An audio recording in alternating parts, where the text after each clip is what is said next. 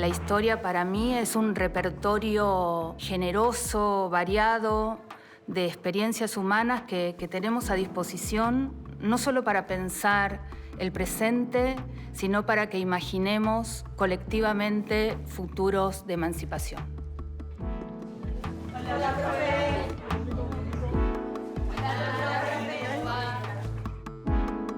Hola, ¿cómo andan? Nos sentamos y arrancamos la clase. Hoy la clase está dedicada al Cordobazo, uno de los acontecimientos más importantes de la historia reciente argentina. El objetivo de hoy es tratar de comprender por qué una huelga obrero-estudiantil terminó en una rebelión popular que puso un límite severo, explícito al proyecto dictatorial de la Revolución Argentina. Hoy la clase vamos a trabajar sobre el Cordobazo, uno de los acontecimientos más importantes de la historia reciente argentina. Les traje unas imágenes para compartir. La revista Primera Plana, una revista súper importante de los años 60. Es del año 66. A pocas semanas de producirse el golpe de Estado que dio Juan Carlos Onganía al gobierno de Ilia. Una de las características principales de su mandato fue favorecer a la burguesía nacional, creando medidas de disciplinamiento a las clases trabajadoras. Entre las medidas que impuso estuvo la prohibición de las negociaciones de las clases trabajadoras con sus empleadores. Impuso fuertes medidas de controles salariales y también terminó con la organización sindical. La tapa de la revista es un mapa de la provincia de Córdoba y con un súper titular que dice ¿qué pasa en Córdoba? Y nos ponen acá, los que diseñaron la tapa de Primera Plana, la frasecita «la política laboral».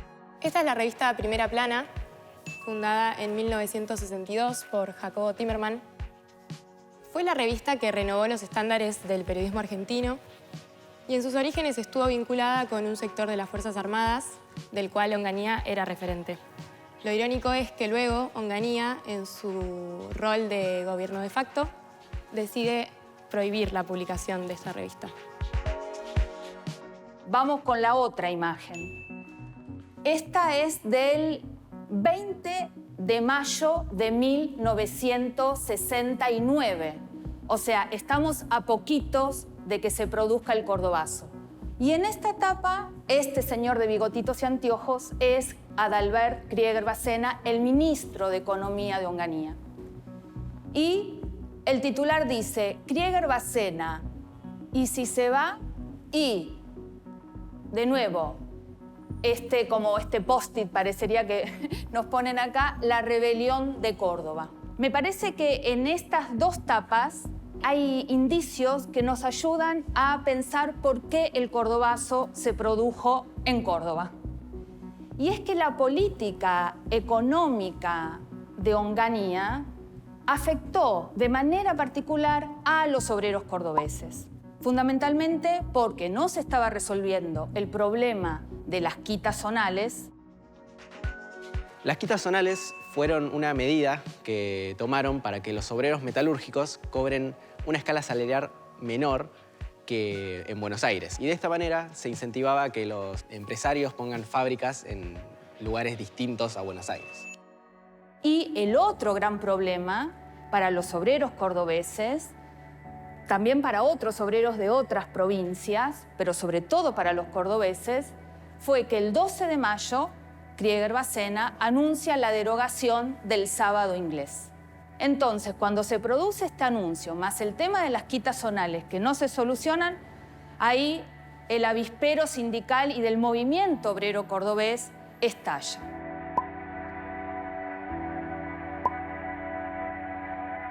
El sábado inglés fue una ley que dicta que los obreros trabajen 44 horas, pero cobren 48.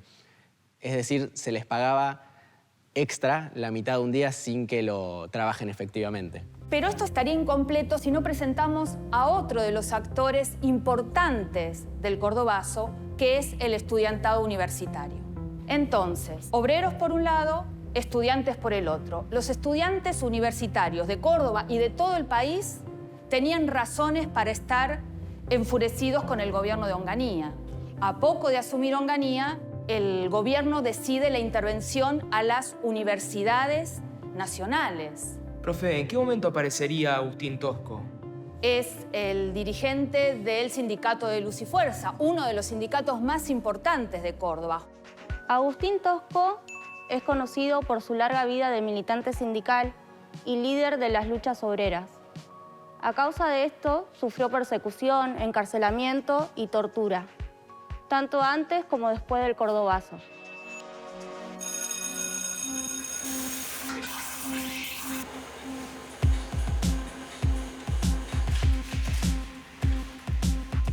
Tendríamos que pensar cómo llevar la clase al aula, porque si bien si nosotros lo podemos hablar de alguna manera en una clase para estudiantes de profesorado, en el aula con estudiantes de secundario va a ser diferente. Hay que pensar alguna actividad para poder llevarlo a cabo. Que sea llevadero, porque Sí.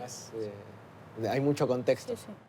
El ESMATA, liderado por Elpidio Torres, de la industria automotriz. Acordémonos, Córdoba es, ya desde fines de los 50, 60, una provincia sumamente comprometida con el desarrollo industrial.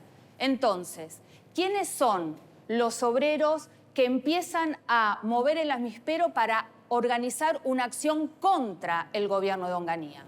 Como decía Eduardo, el dirigente de Luz y Fuerza, Tosco, Elpidio Torres, del ESMATA, también Simó, de la UOM, y López, de la Unión Tranviarias Automotor. Los obreros y los estudiantes tienen reuniones, participan de asambleas y ahí se toma una decisión y va a haber una huelga.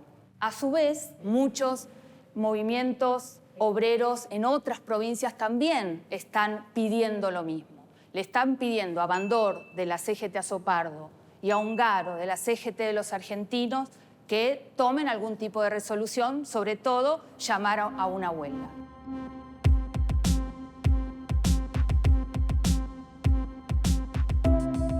Estamos en la sede de la Federación Gráfica Bonaerense, donde funcionó la CGT de los Argentinos, una aliada del movimiento obrero cordobés en su lucha contra la política antiobrera de la dictadura de Onganía. La CGT de los Argentinos se constituyó en 1968. En marzo de ese año se realizó un congreso normalizador para elegir nuevas autoridades y esas elecciones la ganó Raimundo Ongaro, dirigente de los trabajadores gráficos.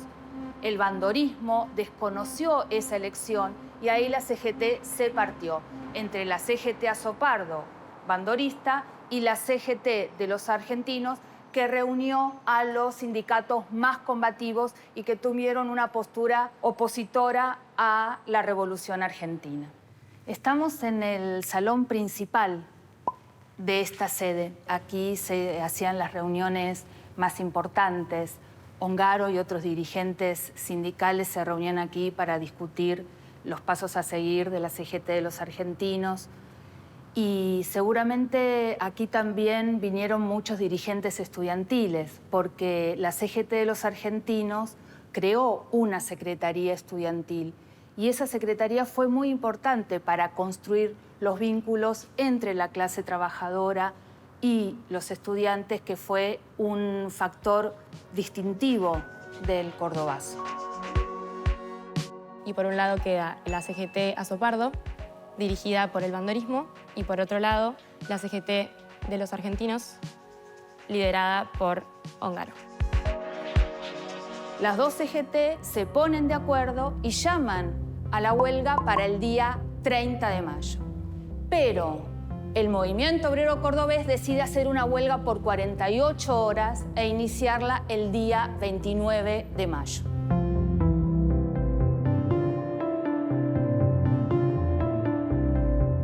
Miren, acá tenemos en esta vitrina las publicaciones de la CGT de los argentinos. Esa fue una buena estrategia que hizo la CGT de los argentinos en cuanto a la comunicación. Sacó un semanario, lo pensó y lo dirigió el escritor Rodolfo Walsh, y si abrimos, seguramente vamos a encontrar en alguno de ellos alguna ilustración de Ricardo Carpani, que fue un importantísimo pintor argentino y uno de los referentes del arte político en la Argentina. Miren acá este titular. Ongaro escribe desde el presidio.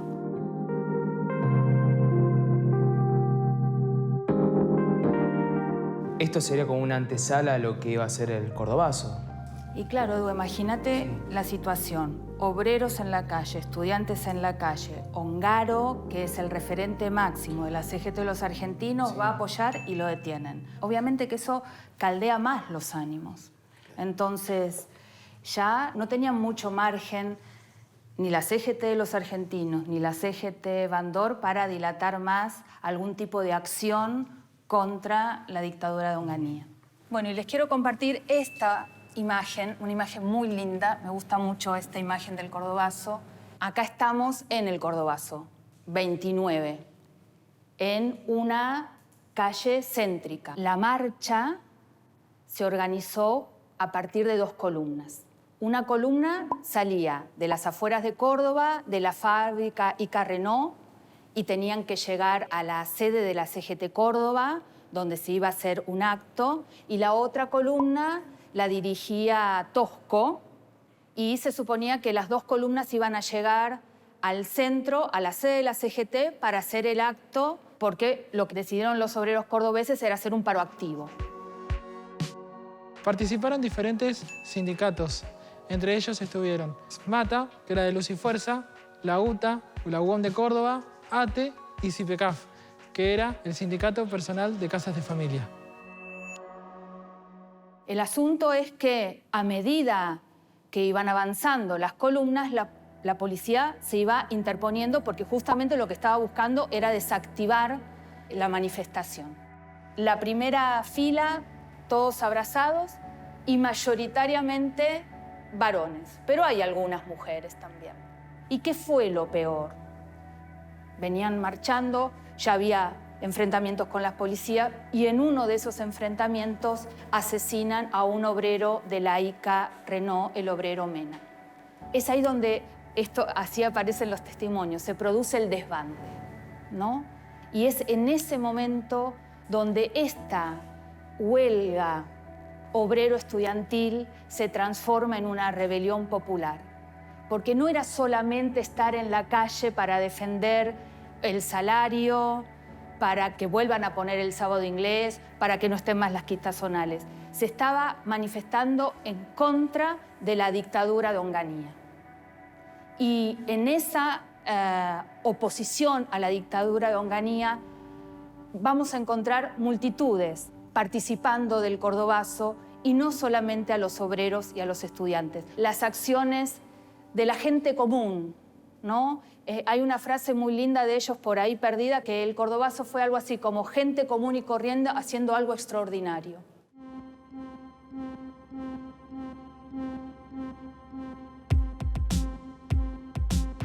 Les quiero compartir esta otra imagen que también me gusta mucho, porque cuando decimos que el Cordobazo fue una rebelión popular, digo, tuvo un componente de violencia popular muy importante. Cuando los manifestantes se enteran del asesinato, de la muerte de Mena, ahí la dirigencia sindical, que era un poco la que estaba organizando la manifestación, se ve totalmente desbordada justamente por esta violencia popular que salió a manifestar su hartazgo, su indignación por este régimen autoritario, esta dictadura de Onganía. Y esa violencia popular se manifestó, por ejemplo, en el ataque a una de las oficinas de la Xerox, que es una empresa multinacional, en la quema de autos, en el ataque a concesionarias automotrices y sobre todo haciendo barricadas en las calles para enfrentar a la policía. Se estima que habían alrededor de unos 30.000 estudiantes en la Universidad de Córdoba Y si bien esto no significa que todos ellos hayan intervenido en el Cordobazo, sí que nos da una idea de lo que era la densidad estudiantil de la época. Está bueno decir que la Universidad de Córdoba es la más antigua del país y que sus estudiantes llevaron a cabo lo que fue la reforma universitaria de 1918. Cuando Onganía interviene en las universidades en el 66, borra todo esto que los estudiantes habían conseguido, como la autonomía de las universidades y la participación de los estudiantes. Hay un señor que yo me lo imagino oficinista, acá perdida hay una señora, acá hay otro señor. Digo, para ver ese componente popular del Cordobazo. La virulencia, la indignación, la violencia popular fue tan grande que en algún momento, pasado el mediodía, la policía se retira del epicentro y la ciudad queda a manos de las multitudes, a manos de todos los manifestantes. Y vuelvo a repetir, vecinas y vecinos del centro de Córdoba que estaban mirando la escena pasar las manifestaciones desde los balcones, desde sus ventanas, bajan y se suman a la manifestación. Y es tal la situación que el gobernador de Córdoba le pide al gobierno nacional que envíe el ejército. Y el ejército llega a la tarde y ahí cambia un poco el panorama del Cordobazo. Por un lado, el ejército viene a reprimir una movilización popular del pueblo. Frente al desborde, la iniciativa ahora recae sobre los estudiantes y la resistencia a ese ejército que va avanzando sobre la ciudad la toman los estudiantes. Y les traje acá una de las pintadas, hubo muchas pintadas esos 2 días, pero esta dice: soldado, no tires a tus hermanos.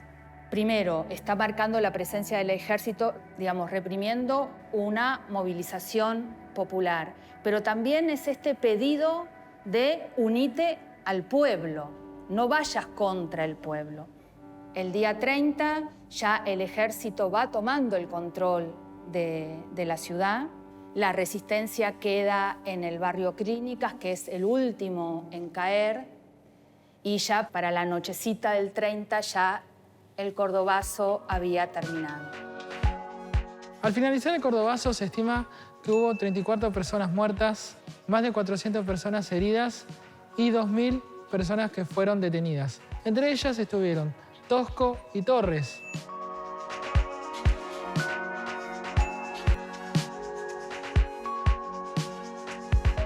En los últimos años, el Cordobazo está siendo revisitado por los historiadores y las historiadoras con nuevas preguntas. Una de esas preguntas tiene que ver con el papel de las mujeres en el Cordobazo. Quiero aprovechar la clase para rescatar el trabajo muy importante que hizo una docente de la Universidad Nacional de Córdoba, que es fotógrafa y además periodista, que se llama Viviana Fulcieri. Esta fotógrafa se hizo esa pregunta: ¿y las mujeres y el Cordobazo qué pasa? Entonces fue a los diarios de la época y ella no encontró mujeres en esas fotografías. Pero sí le llamaba la atención una cosa, esas cosas que pueden ver los fotógrafos. Que todas las fotos, por ejemplo, donde estaba Tosco, eran fotos que estaban recortadas. ¿Quiénes se quedaron afuera de la foto? ¿No? Entonces, como no encontró nada en los diarios, fue al archivo fílmico de la Universidad Nacional de Córdoba, empezó a ver noticieros, sobre todo a partir de 1966, vio en ese archivo noticias donde las protagonistas eran estudiantes universitarias, obreras.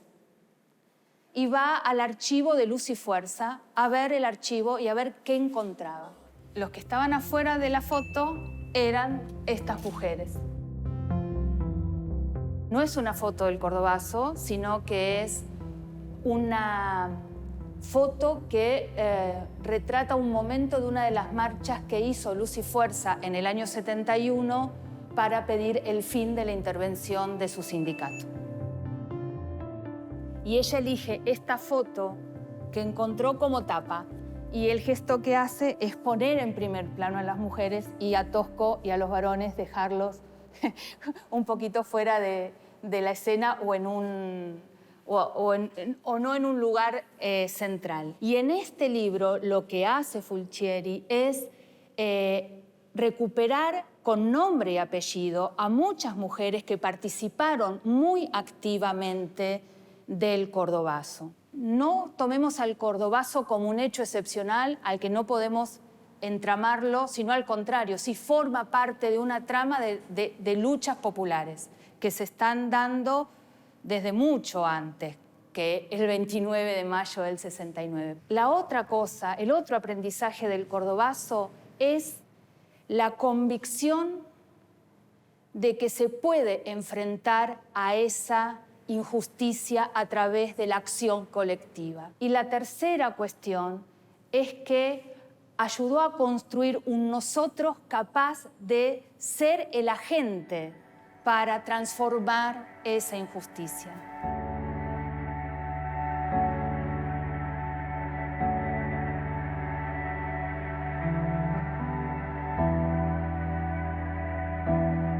También podemos pensar que pueden sacar diferentes puntos de vista de la imagen. Podemos usar diarios de la época, También, eso de sí. distintas ideologías. La fuente, eso es espectacular. ¿Qué dicen ustedes? Para mí, sobre el tema de las imágenes, podemos buscar una imagen en Google y acá tenemos imágenes del Cordobazo. Hay diferentes, montones de imágenes del Cordobazo, del acontecimiento. Encontré una imagen que muestra a las mujeres en el Cordobazo, pero no sé si es Efectivamente esa foto, porque capaz que puede ser de otra movilización. Sí, pero se ve a las compañeras. Pero se ve a las marchando. compañeras. Podría ser justamente lo contrario. A partir de la foto, un análisis de lo que creemos que está pasando. Exactamente, y le das la libertad al pibe para que pueda imaginar qué pasó en ese momento. Sí. Y traer todas las preguntas que se le ocurran sobre esa imagen, sobre contexto, cualquier duda que pueda generarse, traerla al aula para charlarlo. La curiosidad. Y que los estudiantes lleven esas preguntas que les causa la imagen al aula y ahí empezamos a debatir entre todos y todas qué es lo que nos está diciendo. Exactamente. Listo. Entonces, bueno, anoto eso como trabajo, ¿está bien? Sí. ¿Estamos de acuerdo? Muy bueno. Sí. Perfecto.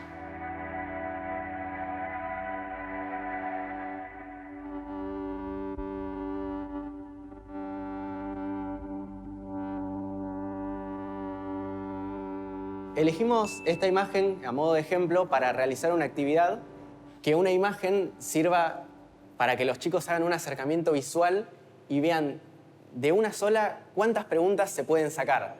En este caso, nosotros elegimos esta imagen que es posterior al Cordobazo, que ocurrió en 1971, y ya con el trabajo hecho nos surgió varias preguntas, como por ejemplo, ¿qué creen de las imágenes de las mujeres? ¿Por qué? ¿Qué acción tuvieron las mujeres en este caso? Nos surgieron varias preguntas para poder ver qué es lo que pasaba en esta imagen. Y lo que nosotros buscamos es que ustedes vean distintas imágenes, en este caso del Cordobazo, y que surjan varias preguntas problematizadoras y que puedan ver todo el contexto, no solo una parte, sino todo el contexto de la imagen. Chicos, me gustó mucho y me gustó mucho que hayan recuperado el recurso de la fotografía, que a veces no, como docentes, lo dejamos de lado, no lo trabajamos mucho y creo que es un material súper rico para trabajar con los estudiantes. Así que en ese punto, nada, muy bueno. El mayor aprendizaje que nos puede dar el Cordobazo hoy es un ejemplo de cómo la movilización popular puede enfrentar a la injusticia.